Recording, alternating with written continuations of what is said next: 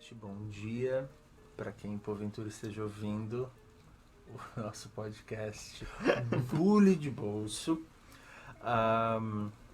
Na hora de pensar em temas novos para as nossas conversas, eu estava tendo alguma dificuldade nesse início, assim.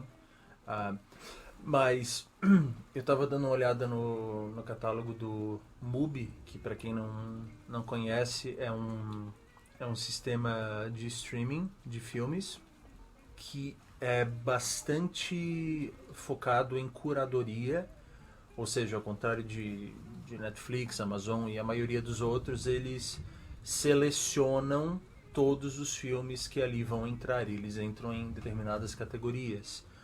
Me chamou a atenção esse que não teve lançamento no Brasil, mas a gente poderia traduzir como Só Não Espere Que Eu Vá Gritar, talvez. Esse seria o título literal. E daí, o original é em francês, né? O original é em francês. E eu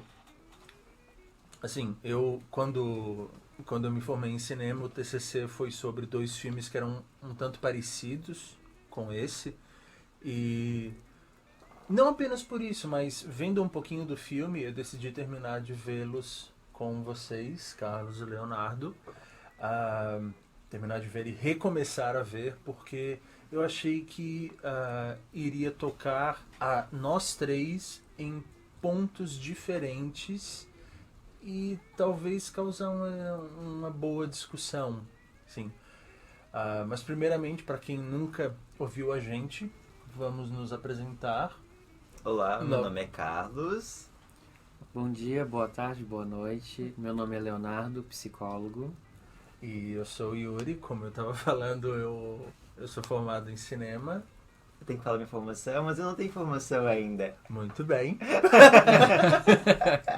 Eu faço artes visuais, mas eu já deveria ter me formado e não me formei. Só para deixar, né, o pessoal a par de quem a gente é, quem é esse trio. Desempregado. Eu também sou desempregado. Não, e tu tá quase, não tá?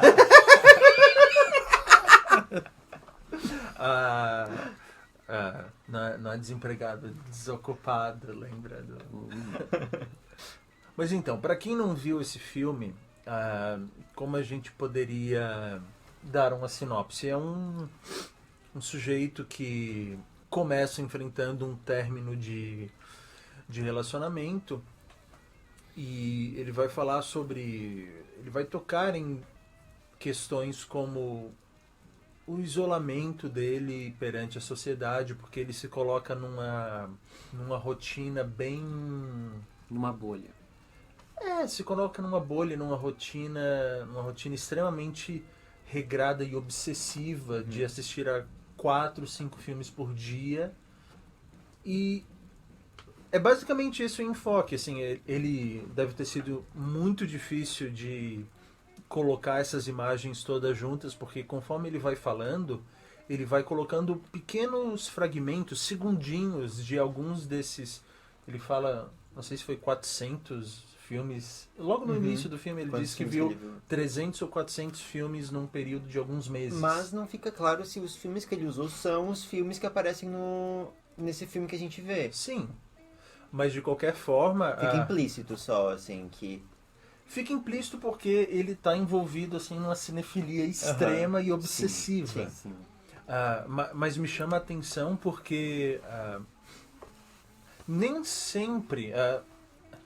a questão assim que envolve os filmes do meu TCC que eu falei. Os filmes do meu TCC foram o Blue, do Derek Jarman, e o Container, do Lucas Mudishon.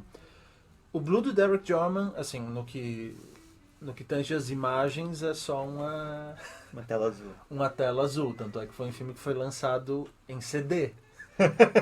Porque não era possível só ser o áudio. Tem audiolivro, agora tem audiofilme. Tem o audiofilme, foi esse. E na questão do Container, segue o mesmo formato assim, de uma voice-off que fica confidenciando coisas para quem está assistindo, mas as imagens do Container, elas não são necessariamente sobre aquilo que se está falando. Agora, você pode ouvindo uma coisa e vendo a imagem, você pode, na sua cabeça, formar uma conexão. Agora, no filme que a gente viu, me parece que em vários momentos ele está falando uma coisa, mas a imagem está fazendo um comentário. Sim, perfeita. É o que me deixou muito admirado nesse filme, foi justamente no que ele falava, ele achava um trecho de um filme que coincidia exatamente com o que ele estava falando. Genial. Eu não gostei tanto porque eu achei uma coisa quase meio que caricata, assim, sabe? Uma coisa meio tipo um gifzinho, assim. Uma coisa meio... Tem uma coisa meio meme, assim, porque, tipo, como são só... Os trechos não tem som, tipo, são só uns gifzinhos, umas cenas muito rápidas, tipo, meio que... Tipo, como que eu tô me sentindo em relação a determinada coisa, assim. Mas imagina só tu, né? Todo esse trabalho, eu tenho um meme pra isso. Sim, não tem? sim. E você, de fato, faz um meme pra todos os momentos da sua vida. Sim, usando cenas de filmes. Usando cenas de filmes, que não é algo que você produz. E eu... Claro que ele não vai assistir um filme... Eu não sei como é que foi o catalogar dessas imagens, né? Ele não vai... agora eu vou assistir um filme até eu achar Vou assistir filmes até achar a imagem de alguém cortando a cabeça de um boneco. Não, ele viu o filme e... ok, isso deve servir para alguma coisa. Não sei como é que foi o selecionar dessas imagens, mas de fato deve ter sido muito, muito difícil e provavelmente denota que o que ele nos confidencia dessa bolha obsessiva de 4, 5 filmes por dia talvez tenha sido real, porque para angariar tanto... Acho que até pode ser mais que 4 ou 5, pode ser. Dependendo do dia. Porque, tipo, quando ele fala dos 400 filmes, ele fala, tipo, entre... Alguns meses. Abril e outubro, Isso. assim. Então, tipo, não... E ele passou, acho que foi 7 anos nesse vilarejo, assim, né? Sim. Então, justamente, ele fica morando em um vilarejo e o que vocês se lembram do que ele falava sobre as pessoas no vilarejo, a vida no vilarejo? Ele fala bastante que é um lugar bem... É bem, eu acho que o estereótipo, assim, o clichê do vilarejo, assim, das pessoas que são bem, tipo, de mente fechada, aquela cidade meio que parada no tempo. Conservadora. Quando ele fala do conservador, tem uma cena de alguém vomitando, assim, numa pia. E, assim, o que me tocou de imediato no filme foi a questão obsessiva das coisas que a gente faz e das maneiras que a gente se ocupa para fugir dos nossos problemas. Confidenciando agora, isso é algo que eu faço, eu só posso falar por mim, que é um constante, como ele também fala no filme, um constante estar ocupado e se ocupando de coisas para não ter muito espaço da oficina do diabo se ocupar, né? Então ele se ocupa muito com filmes, eu me ocupo muito com música ou com leitura, mas é um comportamento obsessivo de qualquer forma, e eu até achei que o Léo poderia falar um pouco sobre, né, por causa dessa formação em psicologia, sobre essa... Qual é a palavra? Um hábito? Não é o hábito, mas quando você tenta mascarar alguma coisa, fuga. Substituir alguma coisa, ok, uma fuga. Não, deu pra perceber, assim, que ele não é um personagem, é uma pessoa. Que a pessoa, ela é uma pessoa, assim, que ela é muito introspectiva, não tá sabendo lidar com muitos eventos traumáticos na vida dela. Perdeu o pai, perdeu o relacionamento dele. Então ele pegou e se fechou ali na bolha da cidade, do interior, dos filmes, dos hábitos. Aí eu acordo, eu vejo o filme, eu limpo a casa, eu faço a comida e repete. Então é justamente por um momento tu fica fora dos demônios que estão ali. E ele torna tudo como um trabalho. Eu gostei disso porque é como eu faço também. É como se tudo fosse uma tarefa na qual você está trabalhando. Logo, é uma ocupação válida e você precisa fazer isso. É válida, mas também tem um trecho que ele fala como se fosse, ele meio que se culpa também de conhecer tantos filmes e tem um trecho que ele fala assim, mas apesar que eu sou só aquela pessoa que entende de filmes, eu senti ali um pouco de culpa dele, vezes tipo de vergonha dele saber assim, até por pena, porque ele transforma uma obsessão numa coisa maravilhosa, porque olha a quantidade de conhecimento que ele aprendeu. A formação dele é cinema? Eu não lembro disso. Eu vi no IMDb que ele fez alguns curtas e ele, pelo jeito, tem amigos na área do cinema, então ele está envolvido nessa área. Mas eu não sei se foi, não sei se é sublimação a palavra que eu estava procurando, porque eu lembro que eu vi um vídeo sobre, eu acho que foi a Anna Freud, que eu acredito, não sei se era filha ou neta do grande Sigmund, e ela listou vários métodos de fuga, assim, mas coisas que a gente faz todos os dias para meio que como defesa. E um dos mais nobres desses era justamente você colocar isso em forma de criação. Que até é algo que eu admiro bastante no Carlos, porque ele de vez em quando ele está compondo coisas, assim, sei lá, desenhando, produzindo alguma coisa. Sim. É muito bacana isso. E esse cara, ele conseguiu, do ambiente meio doentio dele, produzir algo. E é interessante que a produção que é diferente, é porque eu acho que é uma noção de produção que é bem contemporânea, assim, né? Que é essa questão da colagem e tal, de não fazer algo entre aspas, novo, assim, tipo de, por exemplo, fazer um filme, gravar. Ele fez tudo utilizando recortes e cenas e tal. E isso não torna o trabalho menos dele, assim, tipo, é algo extremamente autoral, extremamente íntimo, mesmo que as imagens que ele esteja usando sejam imagens de filmes, tipo, que às vezes não tem nada a ver com o que ele, no contexto original, não tem nada a ver com o que ele está falando. Mas ali aquele recorte, aqueles segundos que ele pegou, fazia muito sentido e no todo, assim, fica muito rico. E muito próprio, assim, dá pra ver que é uma poética muito dele. Pode se apropriar das imagens dos outros. Vocês se identificaram com o personagem em alguns momentos? A depressão dele me identificou muito, essa bolha que ele tem, totalmente esses hábitos, né, que a gente constrói para fugir das nossas próprias angústias.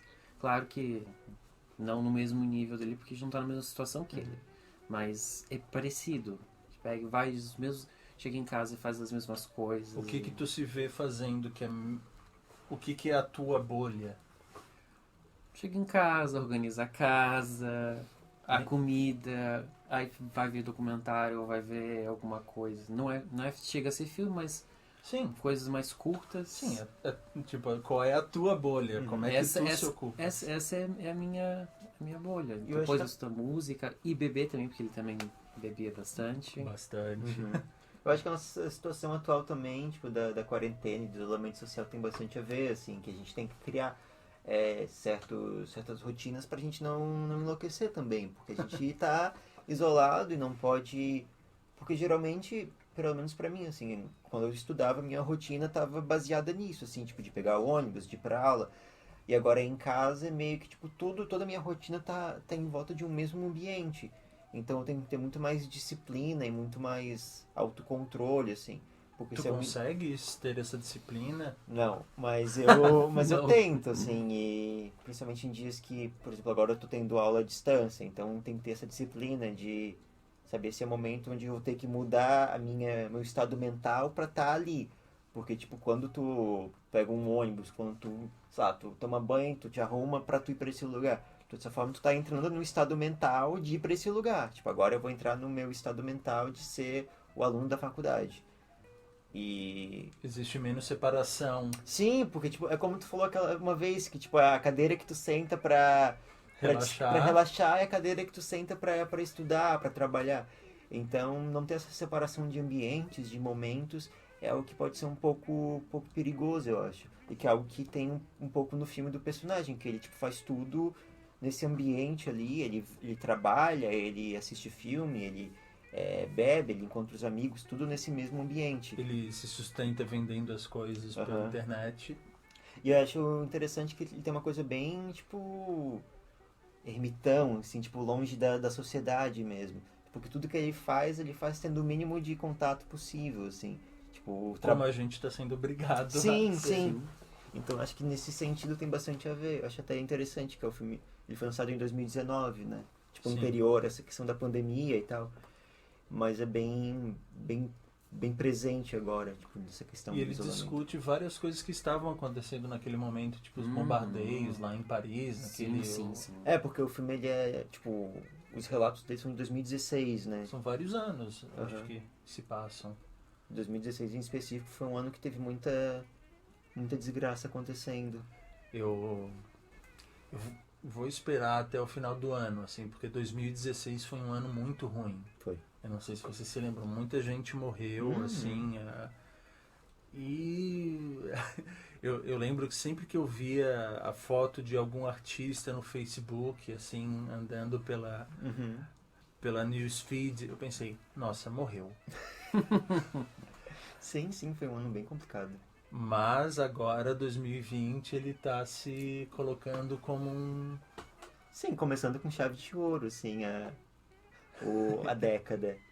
Eu me lembro no início do ano, assim, tipo, assim que começou, porque tipo, foi o primeiro dia, o Papa deu um tapa na mulher, aí no segundo tinha a ameaça de Terceira Guerra Mundial, que o Trump lá lançou uma bomba, não sei aonde, e daí no terceiro dia, tipo, foram acontecendo várias coisas, assim, e daí tinha várias pessoas pensando, o que vai acontecer na próxima semana e tal.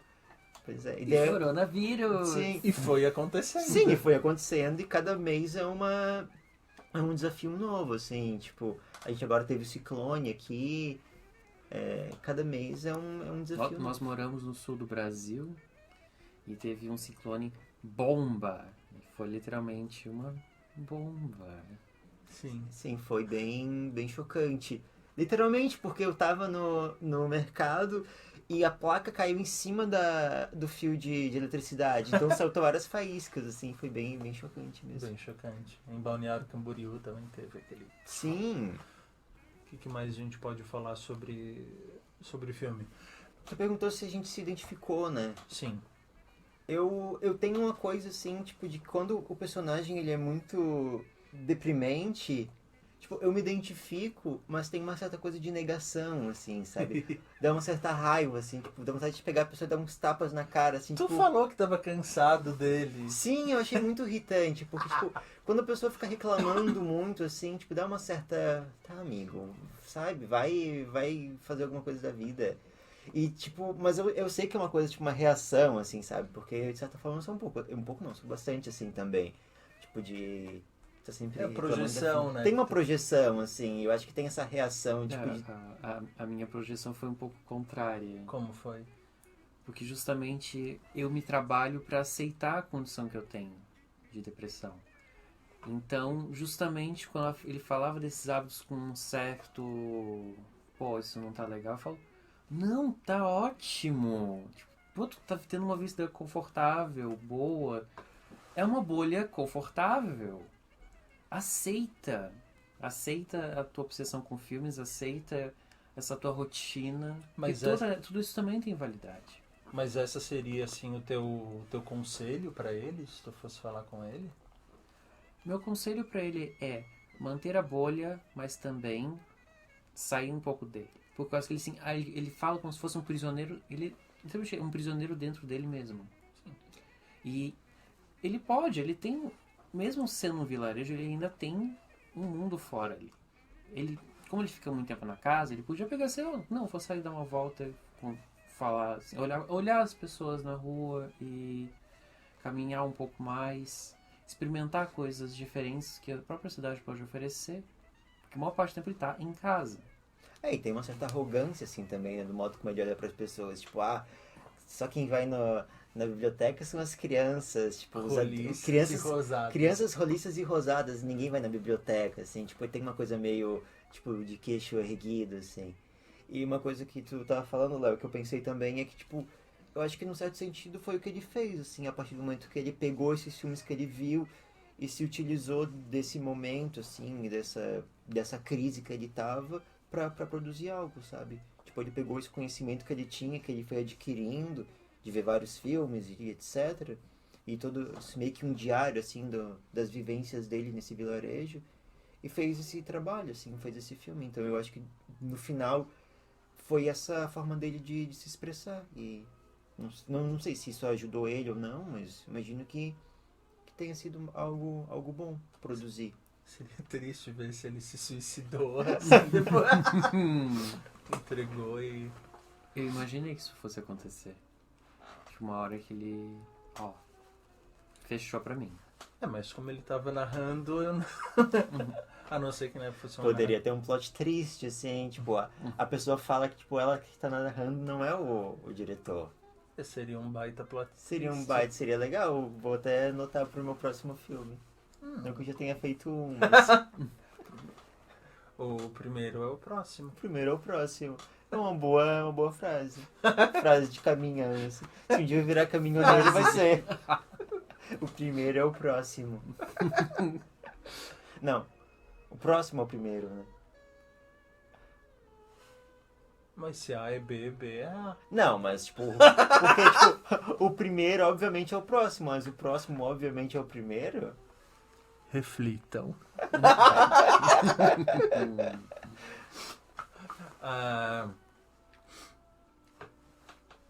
Eu acho que esse pode ser um bom momento para inaugurar o quadro De dicas. das dicas. Dicas da semana. Que não necessariamente ocorrerão semanalmente. Mas é porque são coisas da nossa semana, assim. Sim, coisas sim. que a gente viu O recentemente. O que eu tenho ouvido? Eu até falei pro Carlos que o Anthony Fantano tinha feito a review do novo disco do Bob Dylan e não gostado. Nas últimas semanas é o que eu mais tenho ouvido. Que as pessoas não gostaram? Não, ele não gostou. Mas eu penso que no caso dele, assim, ele é uma pessoa ainda... Claro que você pode conciliar as duas coisas, mas ele é uma pessoa ainda bastante aberta aos novos sons. E o Dylan já é uma pessoa que é bem da velha guarda, assumidamente da velha guarda, e faz música de velho. E não era bem isso que ele queria ouvir, né?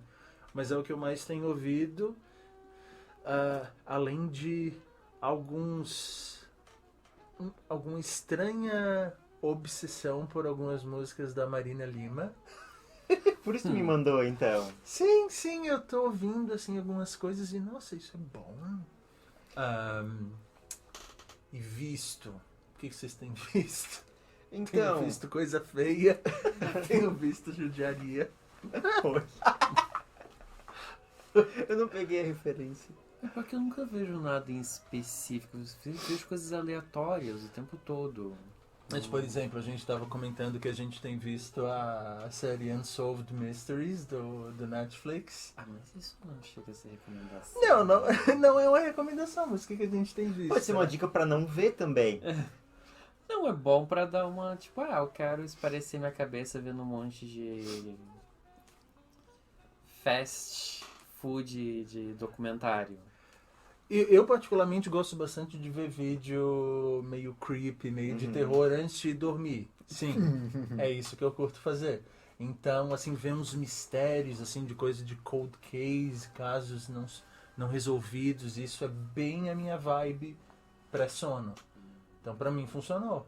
Eu tenho visto bastante uma página no YouTube, acho que é Minuto Psíquico, uma coisa assim.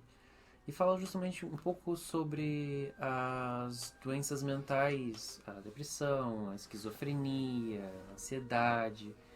E eu acho que ajuda muito a quebrar preconceitos. Que a gente tem uma imagem meio rígida do que é certas doenças e ele vai lá e fala, não, olha, não é tão esse monstro que se coloca na sociedade. E eu acho interessante justamente procurar vídeos que sejam sobre doenças, culturas e Para quebrar seus próprios preconceitos e conhecer mais sobre o mundo e pelas pessoas. E tu, É cara? brasileiro esse... É brasileiro. Essa semana, eu vi pela primeira vez o Pichote, o filme, que é de 81, do Hector Babenco. E eu achei muito bom. Pra quem não conhece, é um filme que foi feito... Ele meio que fala sobre as... É um filme brasileiro, ele fala sobre as crianças marginalizadas e tal, e sobre um... O ator principal morreu, né? Sim, sim, e o ator principal, ele era uma criança também, tipo, da periferia, assim, depois de alguns anos morreu, e é um caso bem polêmico.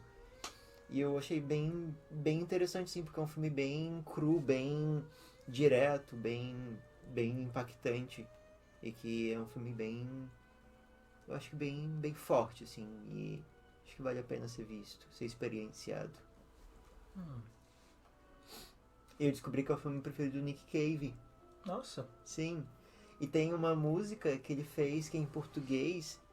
E tem uma cena do filme que eles cantam, assim, que é uma coisa meio religiosa. Um cântico, assim, meio evangélico. Sim, é bem bizarro. Pera, o Nick Cave Fez uma música em português. que eles cantam no próprio filme? Eles cantam no próprio filme. Mas como é que ele sabia que era o filme predileto dele? Não, eu acho que ele viu o filme. Ele viu o filme. E daí, tipo, anos depois, ele fez a música usando essa música que toca no filme. Ah, tá. Porque eu achei que a música dele estava no filme. Que ia se tornar o filme preferido dele. Poderia ser, poderia ser um motivo pra virar o filme preferido dele. Usaram minha música. Agora é meu filme preferido. Reflitam muito. Eu acho que eu não vi nada além disso essa semana. Qual é o nome? IMDb, procurar o nome daquele de terror lá, In Search of Darkness, não era? Ah, que era tipo uma série grandona. Isso, eu acho que vale a pena. A sugestão é eu acredito que seja um filme, eu acho que não foi seriado, isso. É um filme meio longo, 4 horas e pouquinho, um documentário sobre o cinema de terror nos anos 80, chamado In Search of Darkness. Se vocês gostam desse tema, muito bacana, assim, aborda várias questões desse subgênero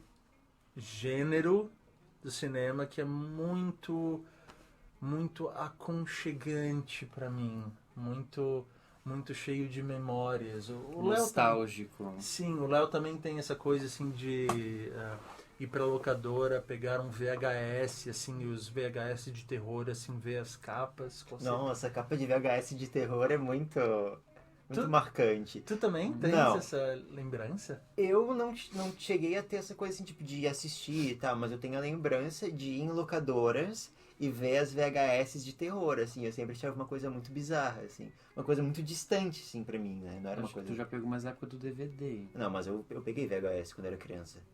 Um pouco, tipo, claro, a maior parte foi DVD. Tipo, acho que DVD começou a ter uns 8, 9 anos, assim. Mas alguma parte da minha infância eu peguei o VHS ainda.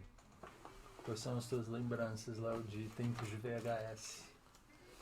Nossa, a gente ir lá na locadora, esperar o lançamento, tipo, da Vago, e quando tu coloca no videocassete, você tem que torcer para que a fita esteja em bom estado para passar filme, porque normalmente às vezes ela desestabiliza e o filme sai todo do ar. Nossa, eu não lembrava disso. Eu lembrava do negócio de rebobinar. Que tinha que rebobinar. Tinha uma multa, acho R$1 se não rebobinasse. Sim. Não, R$1 na época era muito. Então acho que um pouquinho E menos. eu lembro que a gente tinha um leitor de VHS que ele tinha um estabilizador de imagem, Sim. por causa dos defeitos da fita, e tinha um rebobinador automático. Olha só, eu acho que o estabilizador de imagem ele foi incluso assim em modelos Eu acho que foi. posteriores, porque antes você tinha que de fato ir Sim, ajustando. sim. acho que isso é uma coisa de gente velha, assim. Porque eu, na minha época, acho que era uma coisa mais automática, assim, uma coisa... Eu lembro de que a gente tinha várias fitas VHS, uma inclusive era o ultrassom da minha sobrinha. E, sim, umas coisas muito aleatórias. E tinha umas fitas assim que era meio pirata, meio fuleira, assim, tipo uma Branca de Neve meio da Deep Web, assim. E daí no meio do filme, tipo, aparecia eu acho que gravaram sem querer em cima um programa da TV Cultura. Daí começava, tipo, um cara fazendo uma modelagem no barro. Daí voltava pra Branca de Neve. Era uma coisa muito bizarra. Eu tava tentando achar qual o nome daquela empresa que fazia os filmes da Disney meio piratas. Até aquele meme do... Ih! É dessa? Eu acho que sei, mas eu não sei. Não lembro. Eu acho que sei, mas eu não sei. Eu esqueci o nome, mas enfim, uns filmes meio piratas da Disney. Mas tem um filme que marcou muito as minhas idas pra locadora, que era o Christiane F. Que eu lembro de sempre ver a capa e ficar muito chocado, assim, que era uma coisa meio sensacionalista, né? Que é tipo, Christiane F, 13 anos, drogada e prostituída. Então, tipo, eu criança, assim, tipo, via aquela capa e era uma coisa muito bizarra, assim, tipo, nossa. Sim, e, tipo, e meus pais falavam, assim, desse filme, era uma coisa meio tabu, a Christiane F. Então, foi um filme, assim, que quando eu ia na locadora e via aquela capa, eu ficava meio, nossa. O Léo falou das lembranças de entrar na locadora e torcer para que o lançamento estivesse lá. Eu lembrei de... O dono da locadora não era nosso amigo, assim, mas digamos que a gente era, assim como eu acho que vocês eram, meio clientes VIP. Sim, assim, sim, a gente era cliente... Não, mas eu acho que eles fazem uma coisa pra pessoa acreditar que é cliente VIP, né? Pra ter essa sensação, eu assim. acho que não, porque o cara entregar o lançamento na tua casa com Mas carro é porque próprio... eram umas locadoras de bairro, não era algo blockbuster, Não, assim, era né? uma coisa de bairro mesmo. Não, mas eu até dando uma força pro que o Carlos está falando, porque... Quando a locadora de bairro, o atendimento costuma ser mais, né? Pô, faixa. Porque tu conhece a pessoa pelo nome, assim. Te dou mais um tempinho pra ficar com o filme. Mas enfim, uma vez o filme Pânico 3 tinha chego. Na verdade, ele não tinha chego ainda, mas tinha uma cópia que vinha até com uns time codes, assim, o tempo do filme ficava o tempo inteiro na tela. Era meio que uma pré-cópia do Pânico 3, legendado. E eu tava afinzaço de assistir Pânico 3. Isso em que ano? Bom, é só pegar o ano de lançamento do Pânico 3 e adicionar um, talvez. Vamos fazer isso agora. O que? 2004? Antes. 2000, então 2000, 2001. E o cara falou assim, ó... Eu não deveria deixar tu alugar isso, porque não é, digamos, uma cópia comercial. E tu não tinha idade pra alugar esse filme, tinha? Mas, assim, filme de terror não tinha problema, só não alugar pornô. Ah, tá. Mas, não tinha idade, mas eu sempre alugava filme de terror. Era o único gênero que eu assistia, praticamente. E eu levei pra casa, assisti, beleza. Mas eu tinha que devolver no dia seguinte. Porque ele tinha feito essa... Broderagem, assim. Broderagem pra mim. Falando em broderagem, tocando na área da videolocadora, tinha aquele cantinho secreto que era dos pornôs. Dos pornôs. Eu sempre tive curiosidade de Eu também entrar nunca lá. entrei. Sim. Eu vi uma cortininha assim. Pô, sim, e era uma cortina tipo de miçangas, aí? assim, sempre. Que diabos que tem aí atrás? Aí eu entrava assim, aí não pode. Mas por que? Tem mais filme lá, eu quero ver. O que tem pra alugar? Mas enfim, no dia seguinte houve algum impasse de que eu não consegui devolver o filme. E que foi meio que quebrou a confiança, assim, porque eu acho talvez a distribuidora ia passar para pegar de volta, assim, alguma coisa assim, sei lá, foi só para apreciação do dono da locadora. Eu lembro que eu deixei na portaria do condomínio, que era bem perto da locadora, eu falei, cara, passa lá na portaria do condomínio para pegar, eu não consigo te devolver isso hoje. Tanto é que até hoje, assim, 2001, agora 2020, 19 anos depois, eu ainda tenho pesadelos de que eu estou com uma fita VHS alugada dessa locadora e que ela está tão atrasada que a multa vai ser assim milhões de reais. Uma outra boa história de locadora que eu tenho, eu aluguei muitas vezes Evil Dead na Capital Video. Nossa, falando assim, já me vem os cheiros de VHS, que é uma coisa que eu sinto falta. VHS tem um cheiro muito específico. Nossa, eu não lembro de cheiro de Eu não lembro VHS. do cheiro de Eu VHS. lembro, pô, o cheiro de tu abrir o plástico assim da. Ah, eu acho que eu lembro então. Eu lembro da textura, assim, do som. A Que tem aquela- textura do cheiro. Não, tipo, porque ela tem aquela a fitinha, assim, sabe? Daí, tipo. Eu lembro do peso, porque Sim, a fita ela era é meio, ela era verdade. meio parrudinha, uma coisa Aham. pesada. Aqui tem um monte, vocês podem. Mas eu não sei se o cheiro vai permanecer. Ou se vai ser o cheiro que a gente espera. Mas enfim, eu aluguei muitas vezes esse filme. Eu tinha um sitezinho sobre Evil Dead na internet. E eu fiz uma fotocópia até da lombada do filme, porque pra mim aquilo ali era uma raridade, assim. Hoje é meio... Eu não sei qual é a faixa etária das pessoas que está porventura ouvindo a gente, mas a disponibilidade de filmes na era do VHS era muito nula, assim, não tinha loja de filmes. Isso foi algo que aconteceu com o DVD, Sim. que tu começou a...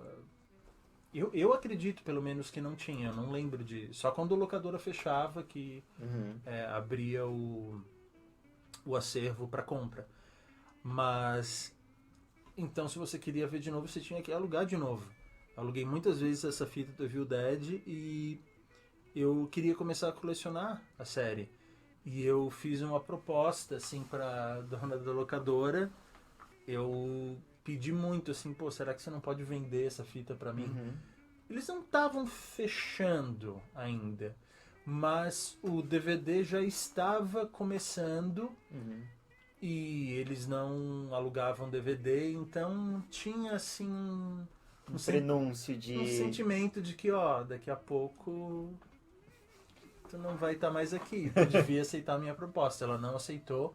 Eu lembro que a gente ofereceu R$50 na época, que era bastante. Sim, sim. Era bastante, um bom preço pra... Pra mais de 20 anos atrás. Sim, era um bom preço pra fita. Ela se recusou e alguns anos depois ela ligou pra gente querendo vender a fita. Eu acho que ficou o telefone nosso lá, mas aí eu já não queria mais. Mas tu tinha fita? Eu não tinha essa cópia da fita, mas eu já tinha em DVD. Não quero mais. Beijos. Beijos. Agora eu estou na época digital. Tu devia ter falado isso. Não quero mais essas coisas analógicas. Beijos. Bom, eu não sei se a gente tem algo mais no momento para comentar. Acho que não, acho que a gente falou de bastante coisa. Sim. Então nós nos vemos em breve, pessoas. E eu não sei de que forma as pessoas poderiam nos contactar, mas elas podem dar ideias A para gente tem um temas. Instagram agora, né? A gente tem um Instagram, que é o Bully de Pulso, tudo junto. E vocês podem, sei lá, enviar temas, assim, enviar sugestões pra gente, que podem virar episódios e papinhos entre a gente. Espero que tenha sido um papinho acolhedor. Se vocês viveram a época do VHS, vocês podem ter relembrado aí de alguns causos da sua locadora de bairro. E se não, paciência. Beijos. Até. Beijo. Tchau. Tchau. Tchau.